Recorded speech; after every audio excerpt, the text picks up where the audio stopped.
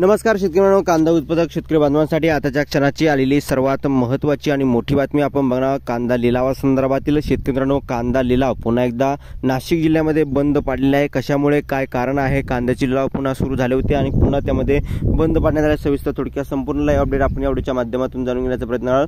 Video शेवटपर्यंत बघा, अतिशय महत्त्वाचा हा व्हिडिओ आहे. व्हिडिओ जर आवडला तर नक्कीच लाईक करा. तुम्ही चॅनलवरती नवीन असाल तर हवामान आपल्या यूट्यूब चॅनलला सबस्क्राईब करून दोस्तला बेल आयकॉन म्हणजे घंटा असू नका, जेणेकरून जेव्हा काही व्हिडिओ टाकेल त्याची नोटिफिकेशन तुमच्यापर्यंत पोहोचते.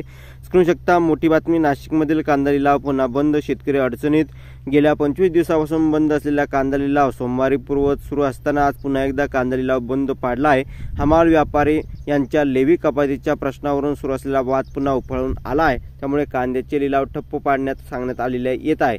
ठप्प पडल्याचे सांगण्यात येत आहे. याबाबत अधिक माहिती अशी की नाशिक, मालेगाव, मुंगसे, पिंपळगाव, बसवंत, देवळा, येवल्यासह अन्य बाजार समितीत आवर्ती हमाली, तोलाई, वराई कपात न करता कांदा लिलाव सुरू झाले होते. मात्र 2 दिवस उलटत नाही तोच हमाली व्यापारी यांनी पुन्हा आक्रमक पवित्रा घेत बाजार समितीत सुरू झालेले लिलाव बंद पाडले आहेत. तसेच जोपर्यंत वरिष्ठ पातळीवर लेवी प्रश्नावर निकाल लागत नाही तोपर्यंत कांदा लिलाव या ठिकाणी लिलावातून रक्कम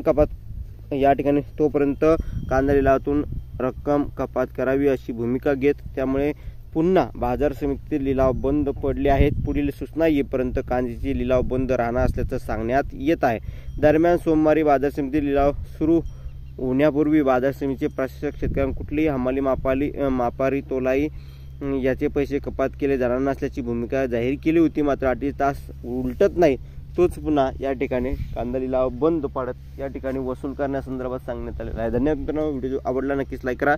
व्हिडिओ आपण तुम्ही लाईक करा, शेअर करा, सबस्क्राईब, कमेंट करा. व्हिडिओ आपण तुम्ही महाराष्ट्र सबस्क्राईब नक्कीच करा.